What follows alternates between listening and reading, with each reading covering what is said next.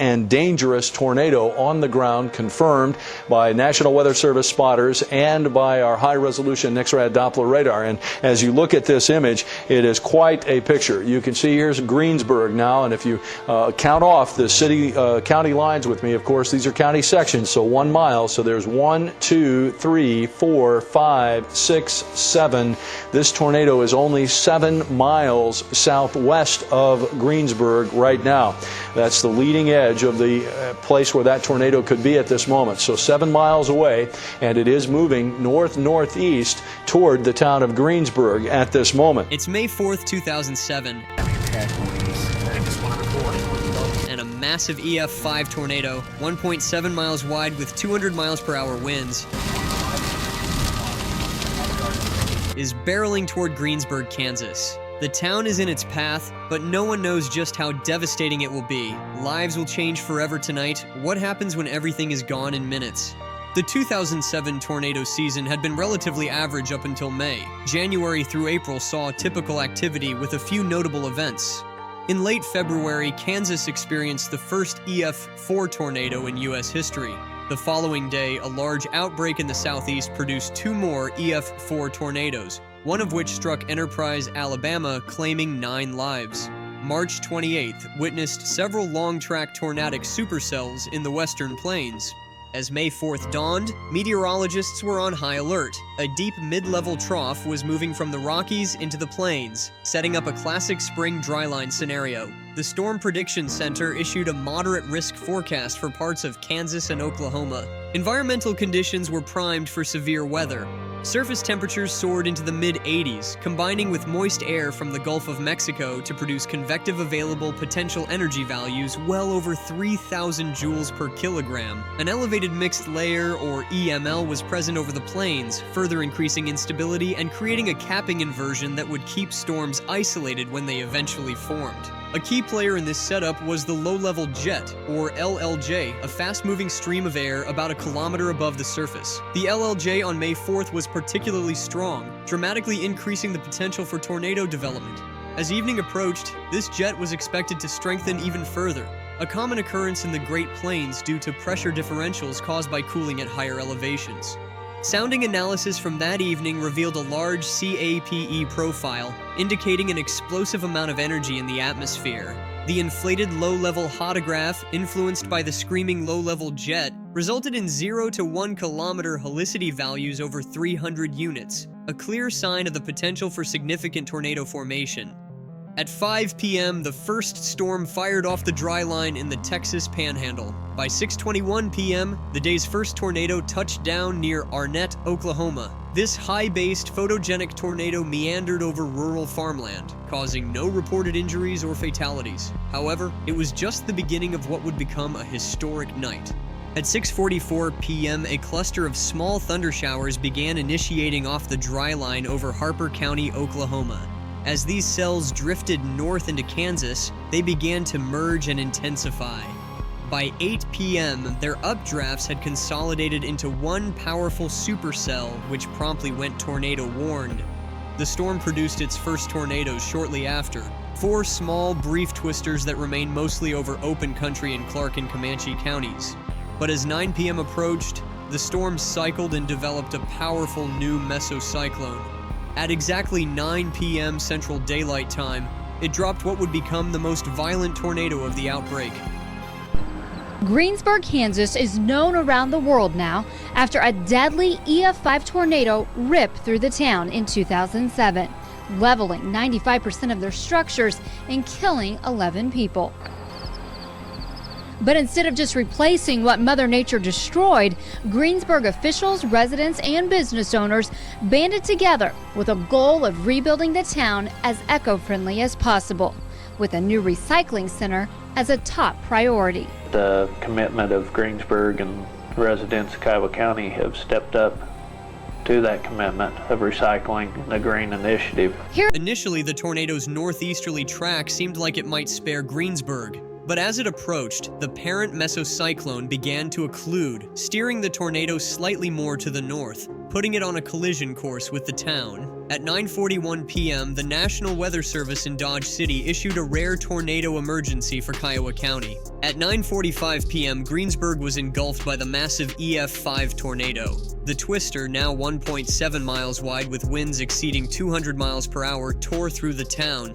For the next 20 minutes, Greensburg endured a nightmare scenario. When the tornado finally dissipated at 10:05 p.m. in a field northwest of town, the damage was catastrophic. The aftermath was staggering. 95% of Greensburg's buildings were completely destroyed. 11 people lost their lives in town, with 63 others injured. The estimated damage totaled $250 million. Survivors emerged to find their town unrecognizable. Streets littered with debris, houses gone, trees stripped of their bark. I've lived here all my life, about 76 years. I used to teach school and I farmed, but I was never expected to see Greensburg look like a battlefield. Even though you see it, you just can't believe that this could ever happen. It sounded like an old-fashioned freight train, what they sound like, just a rumble. I came outside to see how much damage was done, and when I opened the door and the flashlight shined upwards, all I could see was plain old sky. It not only de-roofed it, it took 2 brick masonry walls down. I'll have to get some glass for the shade, but this is out of my grandparents' house. But you never want to underestimate what a tornado can or cannot do. It can do anything it wants to. One survivor, Toshia Hoover, a dispatcher who had returned to work that evening to help, recounted the terrifying experience. "We're watching the weather, watching it come for us. You never expect it to actually hit town, hit the building that you're in. We were watching it, but we had a lot of phone calls, a lot of radio traffic. The emergency response was immediate, but faced significant challenges. There was no power, no water, and no buildings to conduct operations from. Continued storms after the tornado further hampered efforts. The courthouse and a few other basements were used as makeshift shelters for emergency workers, while the rest of the town was evacuated." Ray Stigman, who had become Kiowa County Emergency Manager just months before, coordinated the response. Stegman recalled, "The day was just kind of an odd feeling day. Weather-wise, we were in a severe weather outbreak, precautionary time. I mean, they knew that we were going to have some severe weather." As dawn broke on May 5th, the full extent of the destruction became apparent. But even as the community reeled, nature wasn't finished. The Storm Prediction Center issued a rare high risk for the region, including Greensburg, for that very afternoon. While the town was spared another direct hit, a large EF2 tornado did touch down in Kiowa County, affecting some areas impacted the previous night. The Greensburg tornado wasn't the only significant twister produced by the supercell that night. After the EF5 dissipated, another large wedge tornado developed north of town. This EF3 tornado rapidly grew to 2.2 miles in diameter, making it the second largest tornado ever documented at the time. It caused extensive damage to farms and rural areas before dissipating south of Belpre. A third very large EF3 wedge tornado developed north of Haviland, growing to over a mile wide. It killed one person and injured another as it swept away a farmhouse in Pratt County. The fourth and final large wedge tornado of the night formed near Maxville, reaching nearly a mile in width. It claimed the life of a police officer when it threw his cruiser a quarter mile from Highway 50. In total, the Greensburg supercell produced an astounding 22 tornadoes over a period of 8 hours. This event surpassed the number of fatalities registered during the May 2003 tornado outbreak sequence and was the deadliest tornado to hit Kansas since April 26, 1991, when an F5 tornado struck Wichita and Andover. The recovery effort was massive and immediate. Hours after the tornado hit, Greensburg was judged unsafe and fully evacuated. The injured were transferred to hospitals in Dodge City and Wichita. The Kansas National Guard was called in to assist with security measures. Over 100 Red Cross officials were on the scene, working alongside the Federal Emergency Management Agency for recovery efforts. More than $100 million in federal assistance was provided for emergency response, temporary housing, and rebuilding infrastructure. The American Red Cross served over 39,000 meals in May 2007 alone. More than 7,600 volunteers registered via AmeriCorps to help clean up and rebuild. About 75,000 to 80,000 truckloads of tornado-generated debris, totaling more than 800,000 cubic yards, were hauled from Greensburg. The scale of destruction was unprecedented. When the damage was finally calculated, the storm had destroyed 961 homes and businesses and left 216 others with major damage. Another 307 homes and buildings received minor damages. The town's landmark water tower was toppled, and the visitor center at the Big Well, the world's largest hand-dug well, was completely destroyed. Jeff Blackburn, pastor of Greensburg Mennonite Church, described the sound of the tornado. It didn't sound like a freight train. The best way I can describe it, drive down the highway at 205 miles per hour. Windows down and stick your head out the window. You'll get the same sound. The tornado's impact extended beyond the physical destruction. Sarah McVeigh Newsom, a high school junior at the time, was in Salina for a state forensics tournament when the tornado hit. She described the agonizing wait for news. The scariest part was just not being able to get in touch with family. My parents were there, my grandparents were there, my other grandpa. He was there too, just not being able to get a hold of them for a long time. That was very stressful for everybody. As Greensburg looked to the future, the community made a bold decision to rebuild as a model of sustainability. Today, the town draws 100% of its electricity from a wind farm. It boasts the most LEED, or Leadership in Energy and Environmental Design buildings per capita in the US, and was the first city in the country to use all LED streetlights. City Administrator Stacy Barnes highlighted the town's progress. Greensburg is home to the most LEED buildings per capita in the US. It is the first city in the US to use all LED streetlights. Greensburg is 100% renewable 100% of the time.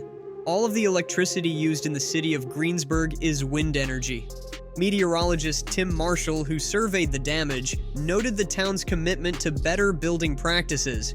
Greensburg is the only town I know that have done this building better, and they've taken this initiative to the extreme. I went up there and saw what they call an ICF home, which is an insulated concrete form home, being constructed. I went in there, and I looked at this, and they had the roof trusses that were strapped down to the top of this poured concrete wall. I mean, that's very strong connection.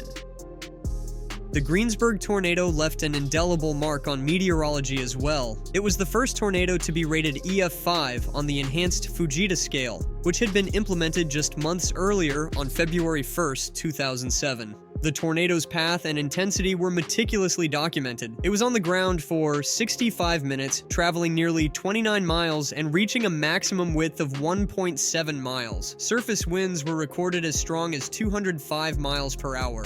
No-way forecasters in Dodge City issued a tornado warning 39 minutes before the wedge tornado hit the town, and about 10 to 12 minutes before impact, they upgraded to a tornado emergency message. However, challenges remain. Greensburg's population, which stood at about 1,400 before the tornado, has declined to around 850 today.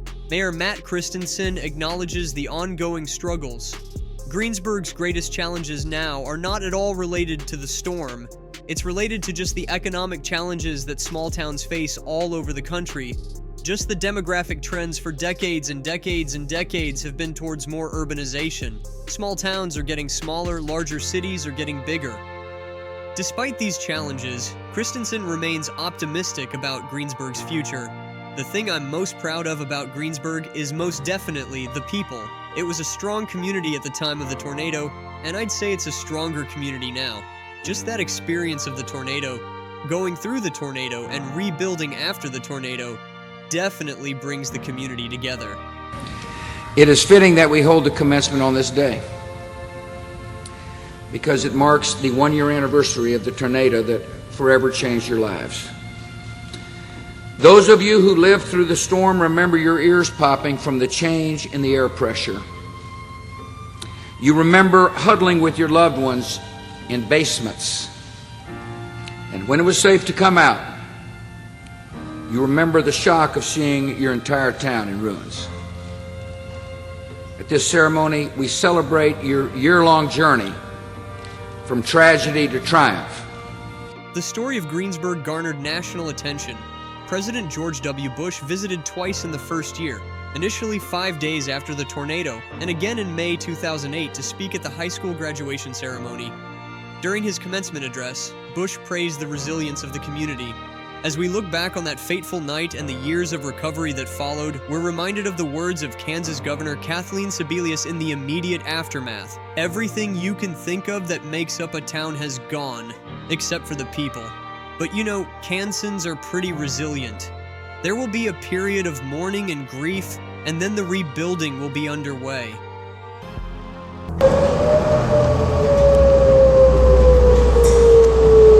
It's February 5th, 2008, and eerie calm settles over the southern United States. As millions prepare to vote in primary elections, meteorologists watch their radar screens with growing concern.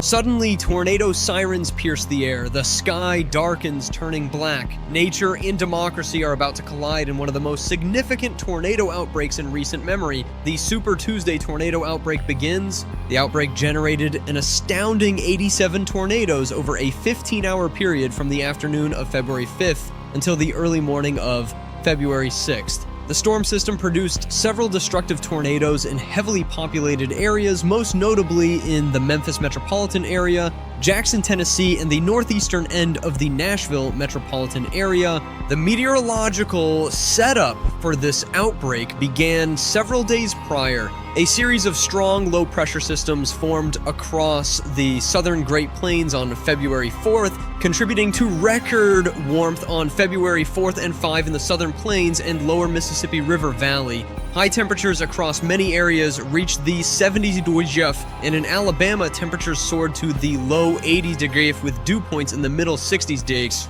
Dew points in the mid-60s degrees were recorded as far north as Memphis. These unusually warm and moist conditions set the stage for severe weather development.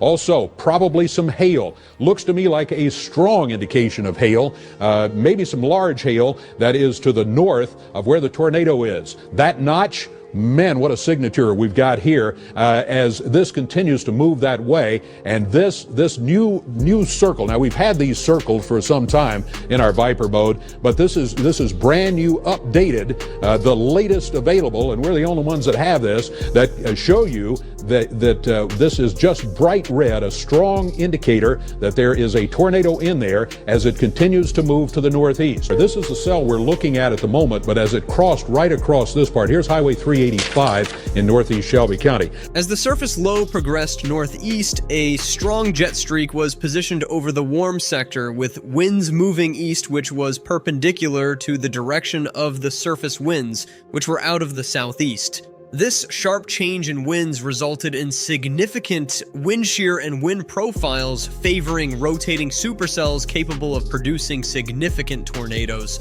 The strong jet streak also provided substantial lift favoring supercells to form in the open warm sector. Instability across the outbreak area was considerable, with CAPE values a measurement of the level of tropospheric instability well over 1,000 joule per kilogram, and storm relative helicity, a measurement of the potential for rotating winds reaching over 200 meteorologists, recognizing the potential for a significant severe weather event. On February 5th at 6:39 a.m. CST, the Storm Prediction Center issued a high risk of severe storms for most of Arkansas, the first such issuance in February since 1998. By 10:16 a.m. CST, the high-risk area was extended farther northeast to include western Kentucky, northwestern Mississippi, the Missouri Boot Heel, West Tennessee, and southern Illinois. A moderate risk of severe weather was issued for surrounding areas, including northwestern Alabama, the rest of Arkansas,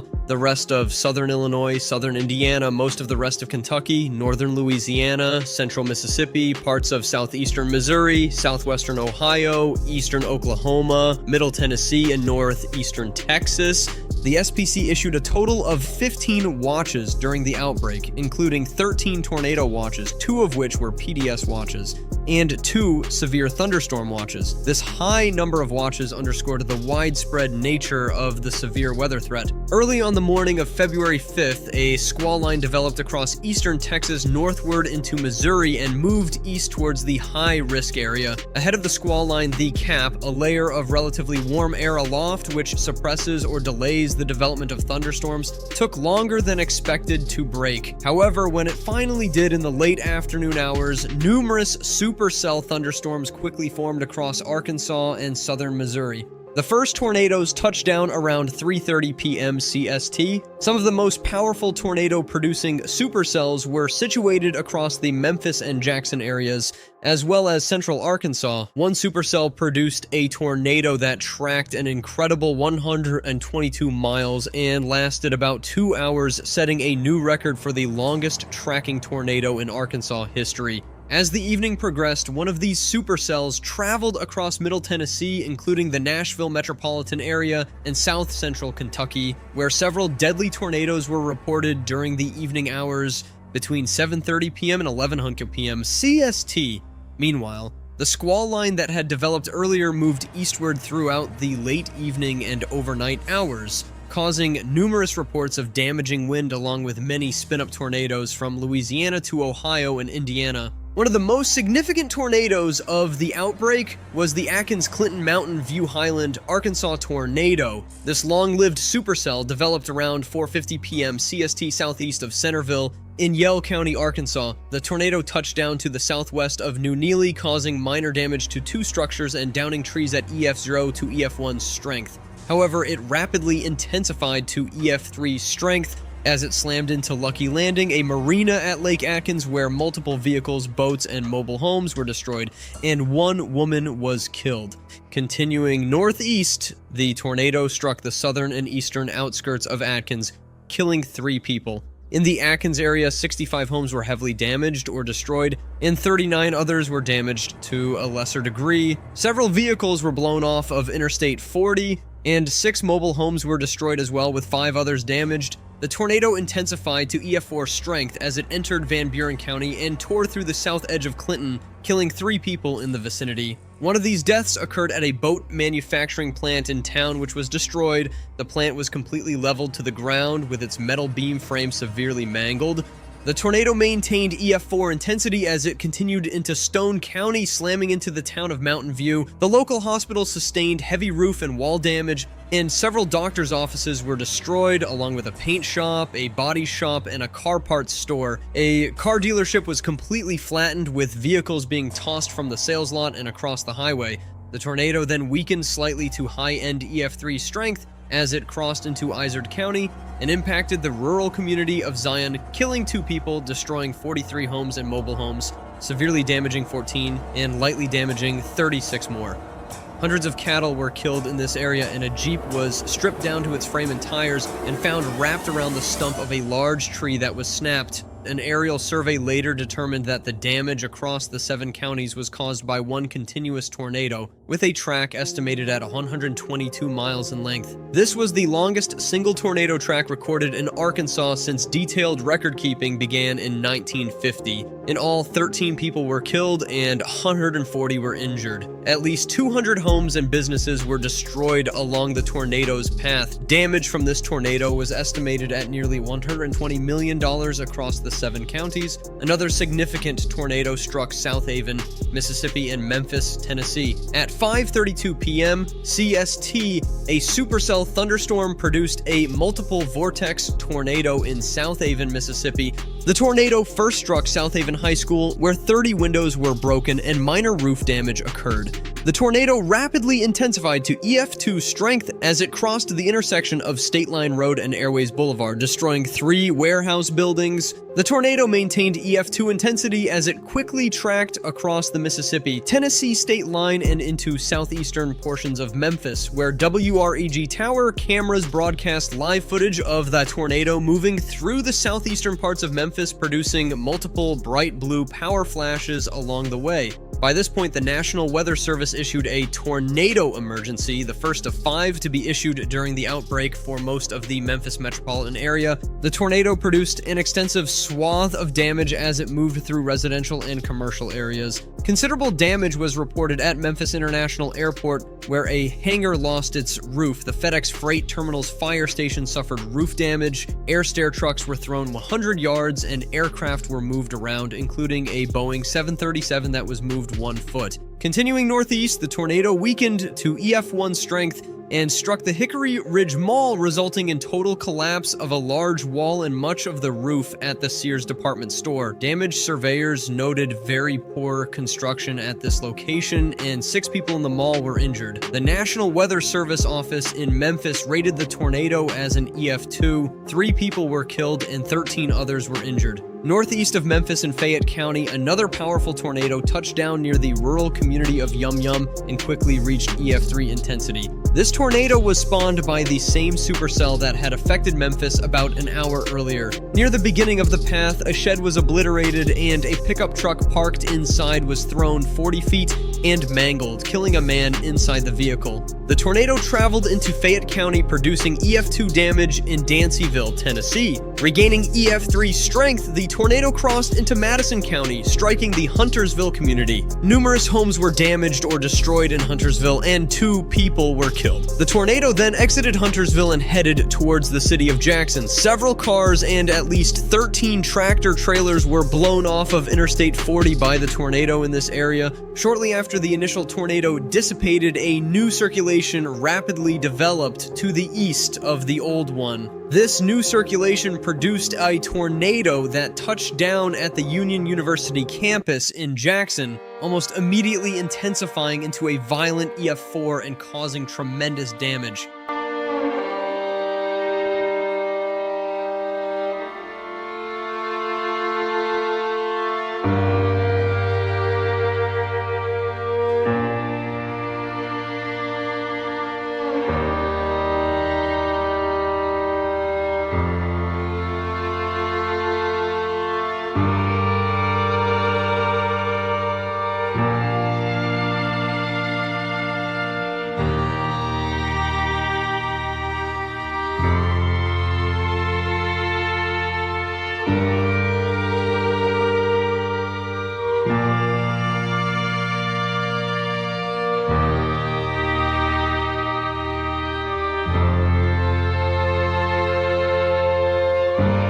Several large brick 2-story dormitory buildings sustained major structural damage, 2 of which completely collapsed. In total, 80% of the dormitory buildings on campus were damaged or destroyed, and hundreds of vehicles were damaged or destroyed in the parking lots around campus.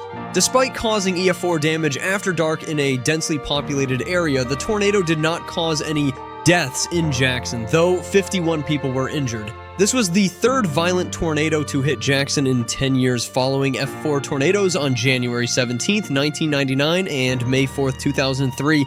Estimates indicate that the tornadoes caused about $47 million worth of damages in Madison County, with $40 million of that total occurring at Union University alone. Another significant tornado developed from a supercell that had spawned tornadoes over northern Mississippi, as well as a deadly EF4 in Hardin County, Tennessee. After moving over Nashville without producing a tornado, the supercell spawned a devastating long-track EF3 tornado southwest of Castellian Springs in Sumner County, Tennessee, just after 10:00 p.m. CST. This tornado rapidly intensified to EF3 strength as it tore directly through Castellian Springs, destroying numerous homes and businesses. The town's post office was completely leveled, mobile homes were obliterated, and several block foundation homes were leveled or swept away. The 19th century Wynwood Inn, a National Historical Landmark and stagecoach stop, suffered major damage to its second floor and grounds during the storm.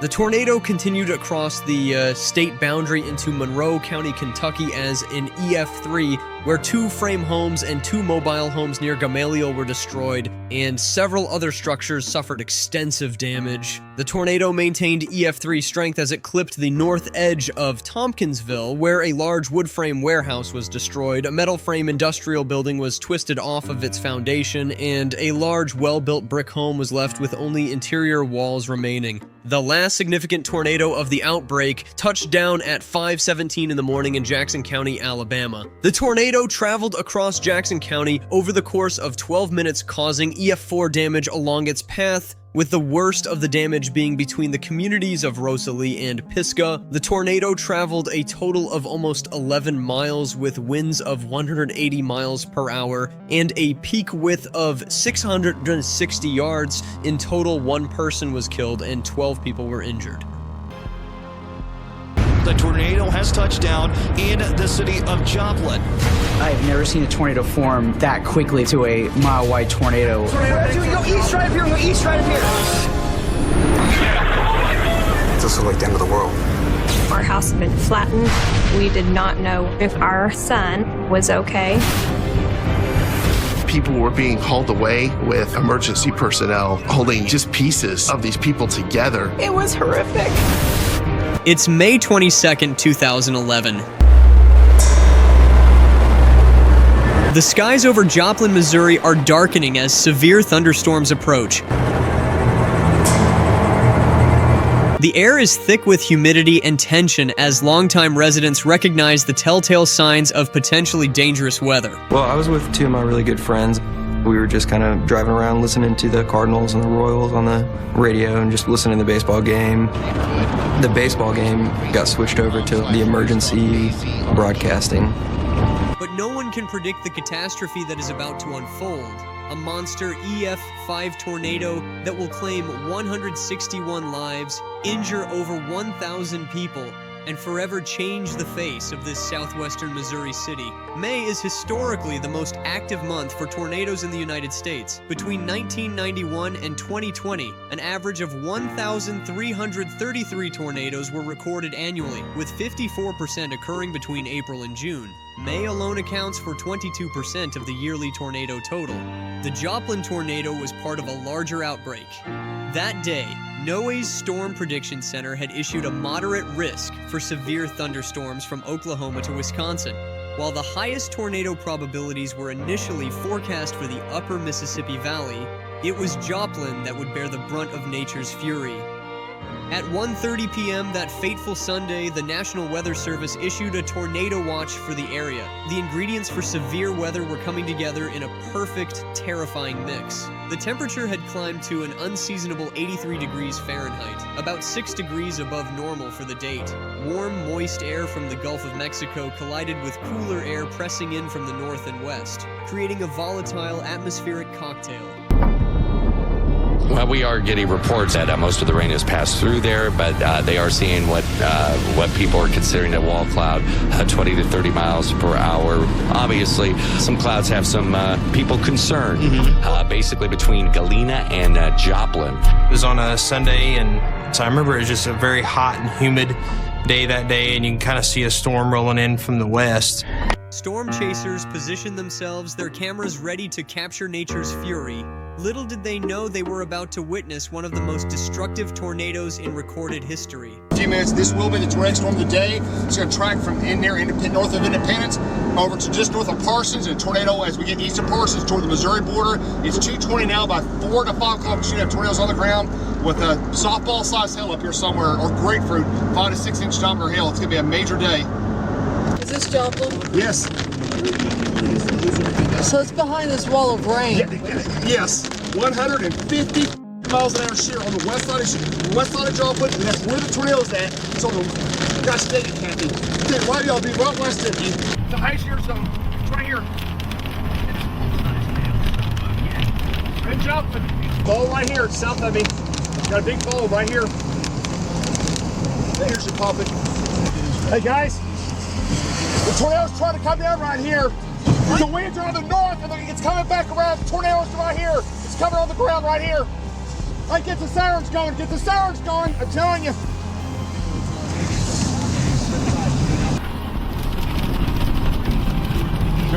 It's on the ground. I see it. I see it. Hello. Going right. I'm going right. I got it. I got it.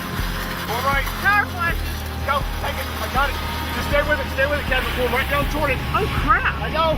Why are you doing that? Because we don't have all the roads. There's tornadoes. A maxi wedge on the ground.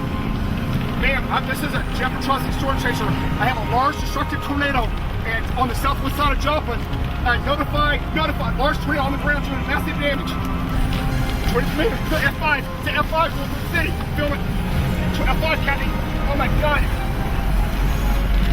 By 5:17 p.m., the watch escalated to a tornado warning.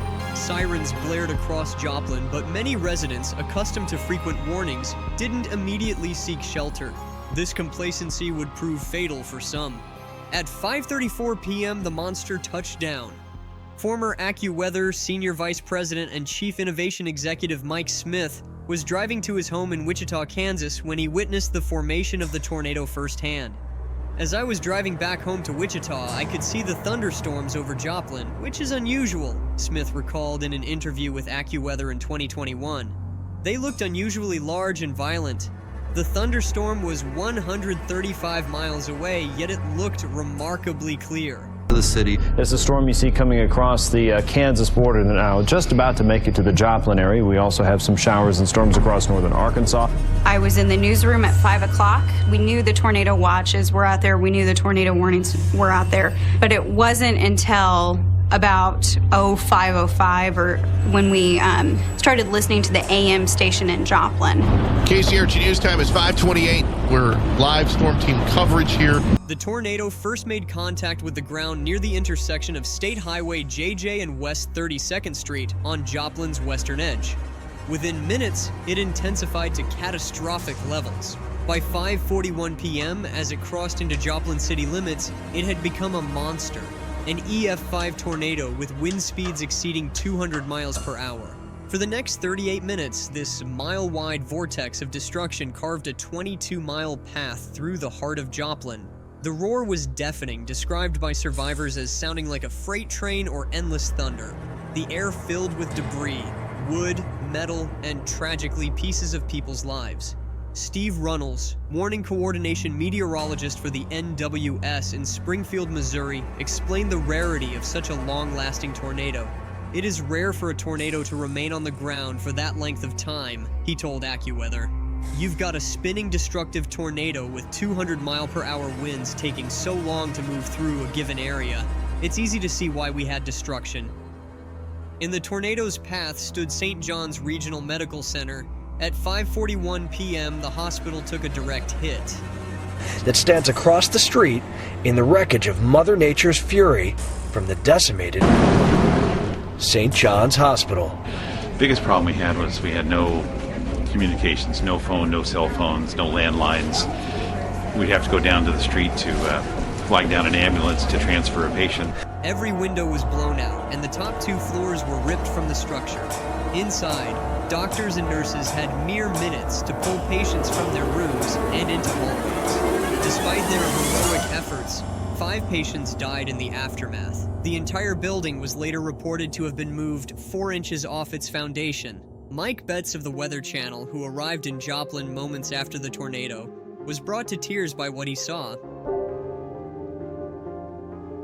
The images go on forever, it seems. It is endless damage here in Joplin.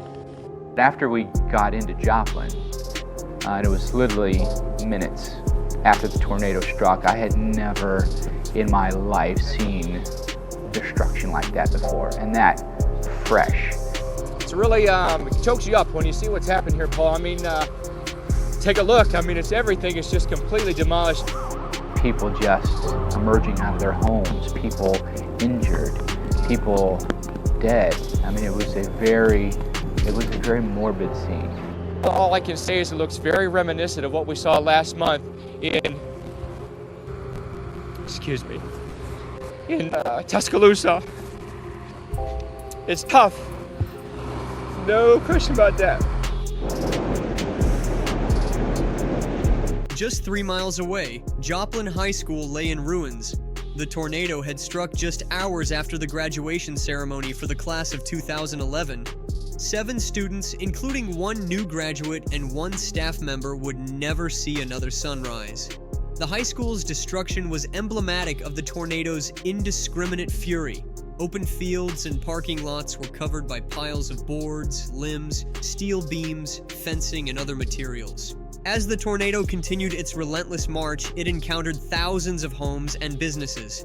The destruction was total and indiscriminate. More than 7,500 homes were damaged or destroyed. Over 550 businesses were wiped off the map. The tornado scattered an estimated 3 million cubic yards of debris across Joplin and beyond.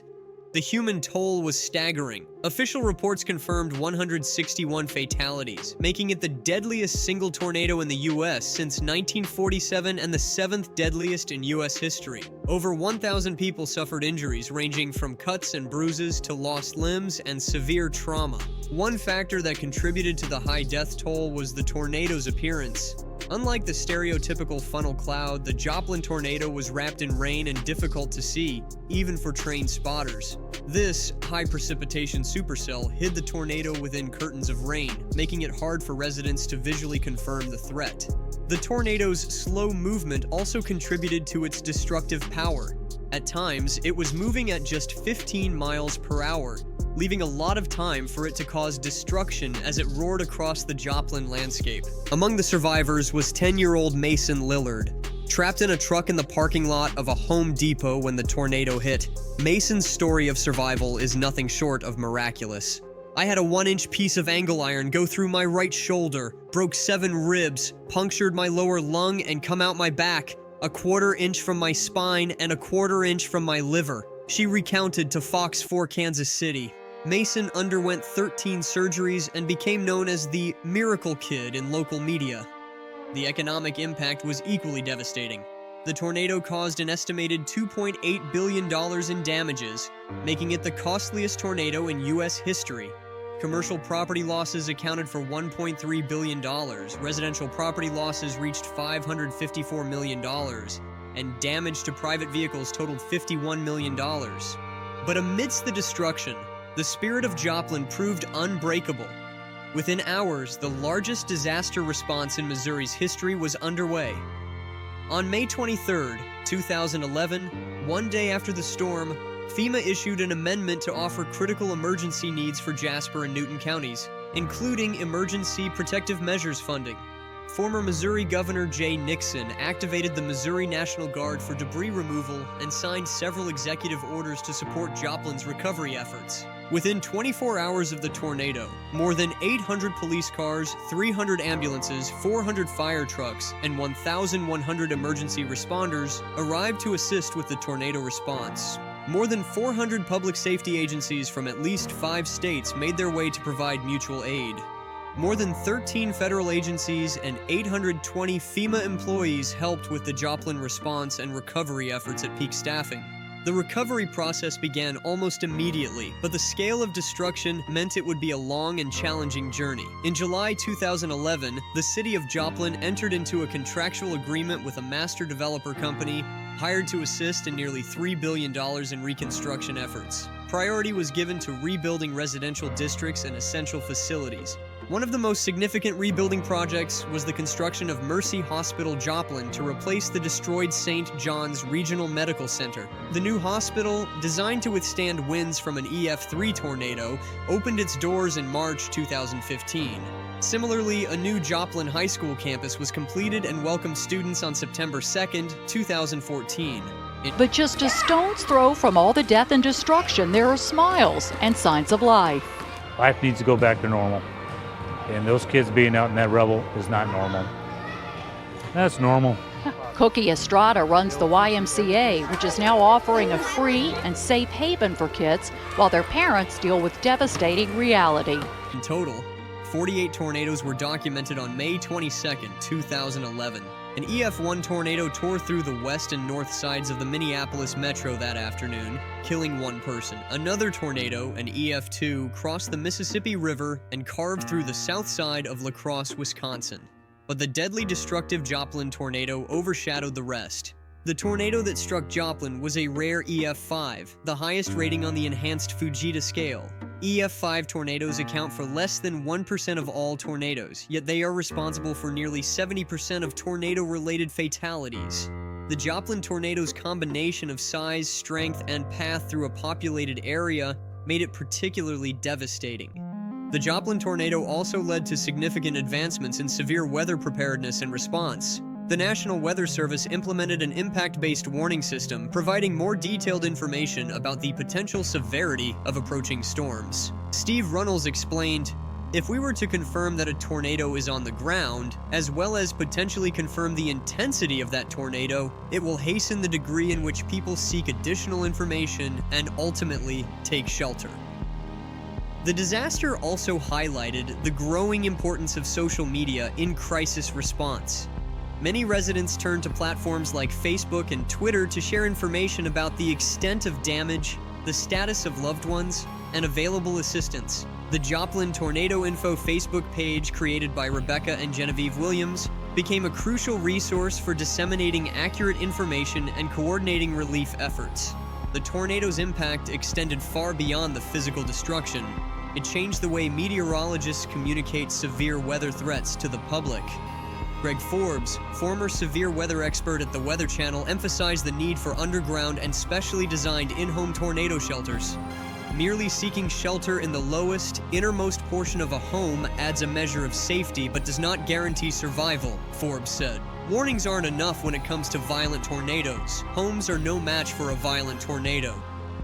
The Joplin tornado also highlighted the importance of taking tornado warnings seriously, even in areas where such warnings are common. A post-disaster assessment revealed that many residents did not immediately take protective action upon receiving the first warning. The perceived frequency of siren activation in Joplin had led many to become desensitized to this method of warning.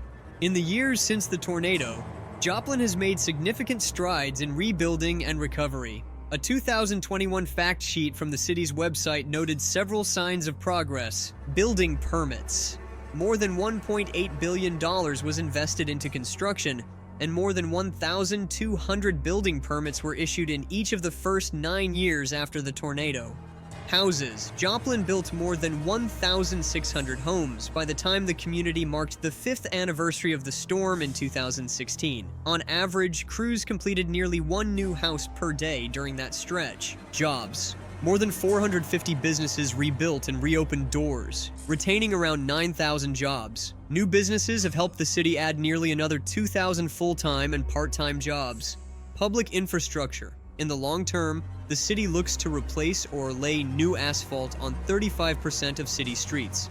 The city has also prepared to replace more than 800,000 feet of sidewalks, repair thousands of feet of sewer lines, and install 25,000 new trees. Recovery efforts.